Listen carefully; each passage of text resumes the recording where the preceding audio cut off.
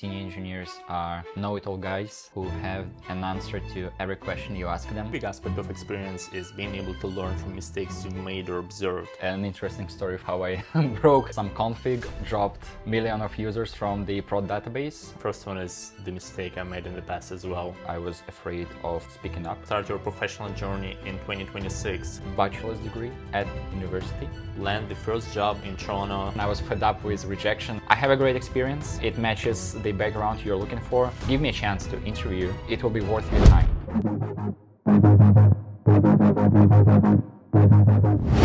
Today we're speaking with Yevgeniy Tkachenko, a senior engineer with over 10 years of experience. Hey Vadim, nice to be here. Thanks for inviting. Let's start with breaking some stereotypes about the senior title.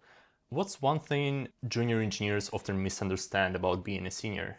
I think there is no single answer to that. In my experience, it's perhaps the notion of that the senior engineers are know-it-all guys who have an answer to every question you ask them, and they're usually highly competent and never flinch.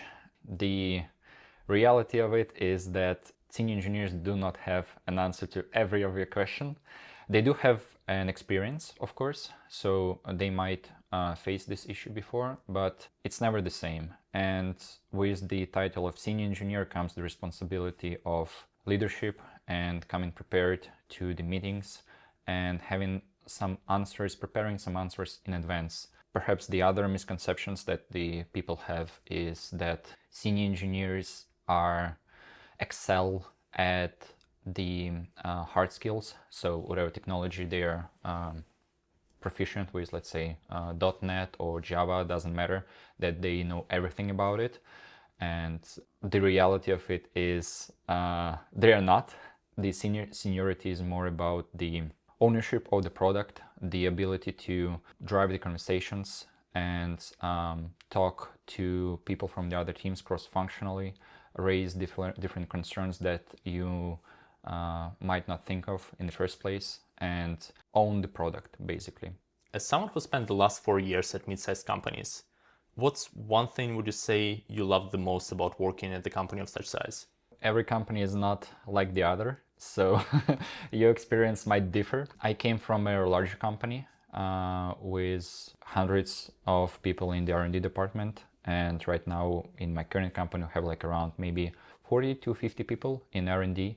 Okay. And with that I found it's much easier to make the change, less obstacles to move around, and it's more easy to make the change in the processes, in the way that we think about the product, in the way that we deliver it, change the pipelines, and it's much more easier to do so where you're not encumbered with the perhaps not the bureaucracy, but the weight of Organizational chart. Yeah. The list of approvals that you have to go through. And another thing that I just thought of is I think the customer feedback reaches you much faster, and it has more direct impact. Of course, it depends on like the product and the industry you're working in, but in the company that I work for right now, it's usually almost instant, and I get the customer feedback if they're happy or not. And when they are, it's always a feeling of completion and the satisfaction of the work that you've done. A pretty big aspect of experience is being able to learn from mistakes you've made or observed. What's the biggest mistake you've made as an engineer in the past? So I don't have fortunately an interesting story for you how I broke some config or dropped millions of users from the prod database. Not yet, at least. And I think my mistakes are more, I would say, subtle, and they are spread across my experience. And the one that particularly prominent is, I think at the earlier stage of my career, I was afraid of speaking up and raising my voice. Usually I had some ideas of what can be done better, or sometimes I didn't know how particular things work, and I was afraid from speaking up, asking questions, or giving suggestions. After some time, I realized that those were actually interesting and thought-provoking questions that I could have asked, and that could have put me on the radar, helped me learn faster and grow faster. There is no such thing as a stupid question, and especially as the junior and medium engineer, you should not be afraid to ask those questions or raise concerns if you have some. The worst case, go wrong, and the people who know something about it, they will say that, okay, we got this covered, you don't need to worry about it. The best case is probably you have found out something that no one has thought of, and this is actually a pretty good thing. People will recognize it and they will remember that you brought this up, and this will put you on the radar for sure. The other thing is, especially if you're in the beginning of your career, give it a shot and apply to big companies. It won't hurt you, but at least the worst case you will get is the answer no. The best case, you'll get an experience at interviewing at big companies. You will learn more in the preparation process about how the big companies ask questions, what type of questions, and the level of preparation you need to be ready for when you're approaching these interviews. The first one is the mistake I made in the past as well. It applies for many engineers because the profession itself, it kind of pushes you towards working on a problem alone. Obviously, we have Scrum, we have Kanban, all these methodologies that focus around the team working on the problem. Mm-hmm.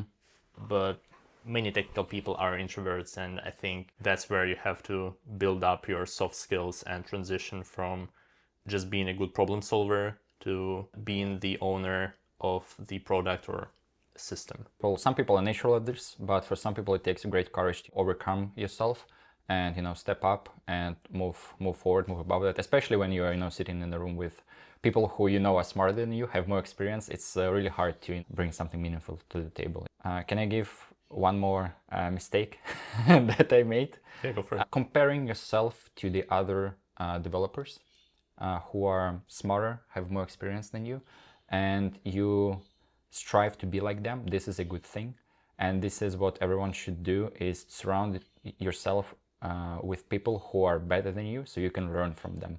But do not compare yourself to them. Do not think that you're worse.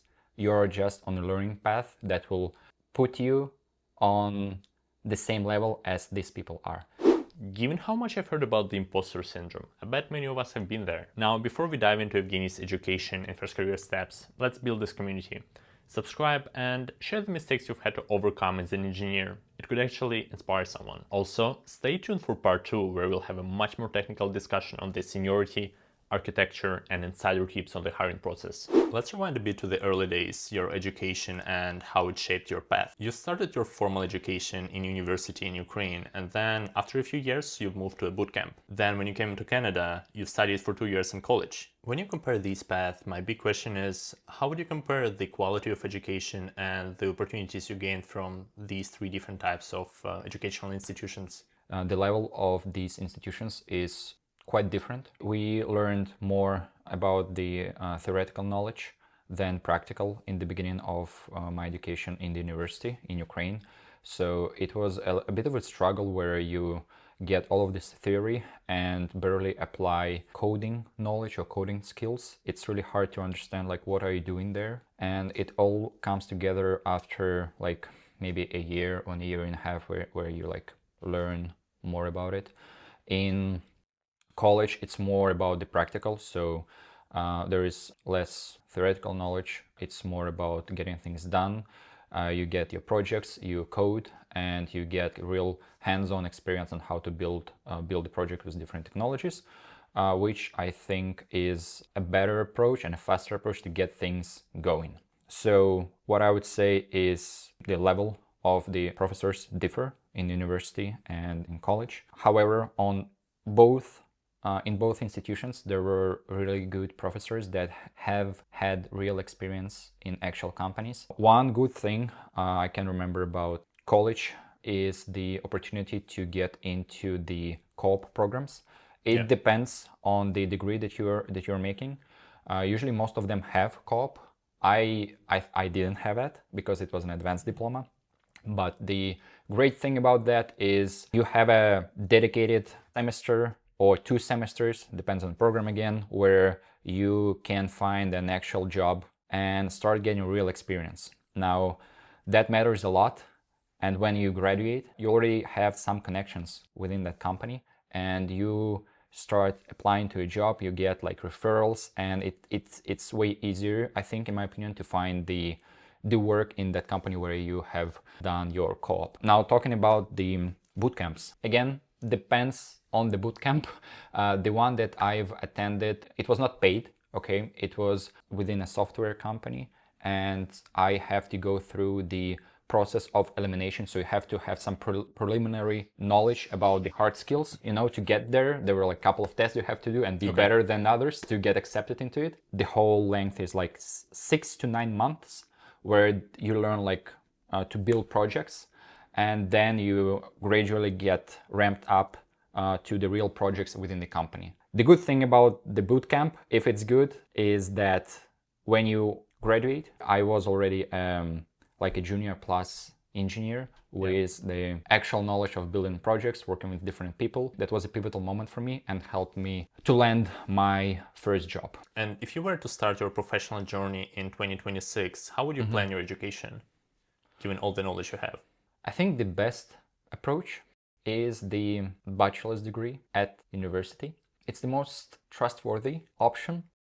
It's the one that takes, I think, the most money and the most effort, but it's the one that is like a long-term solution, and it covers all the bases.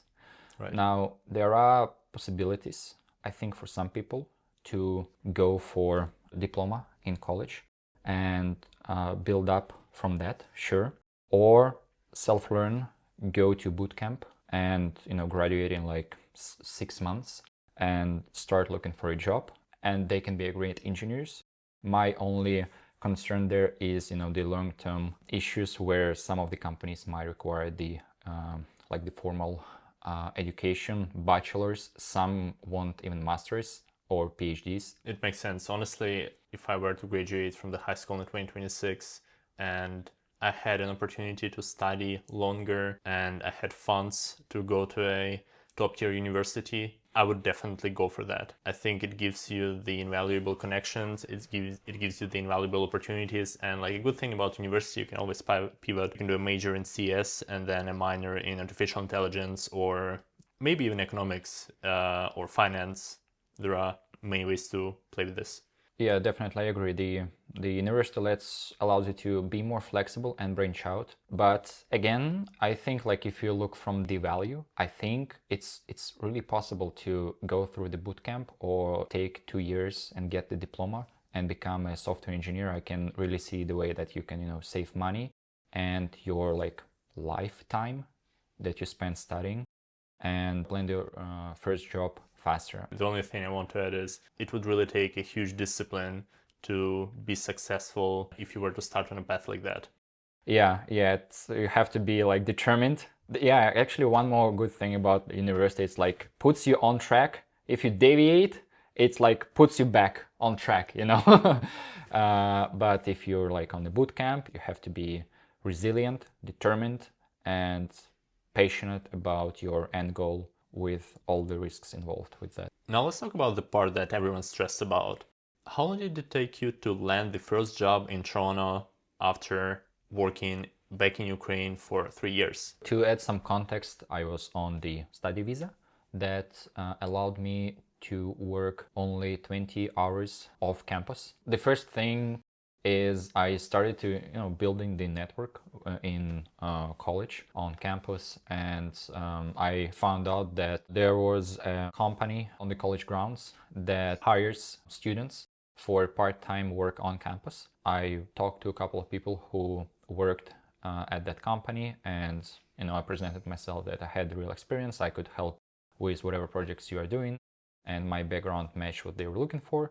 So I got invited there, and I think I worked there for almost 2 months. However, this was not a long-term solution for me. I wanted to find something off campus in the real company. So I built a resume and started sending them out. I would say the real restriction was the part-time work. This is different from co-op. If it's co-op, you're working full-time. Part-time, it's 20 hours. Company don't want you. They want like a full-time, maybe like the contract or whatever. So it's tough. So I sent in total, until I landed my first job, I would say maybe 150 applications.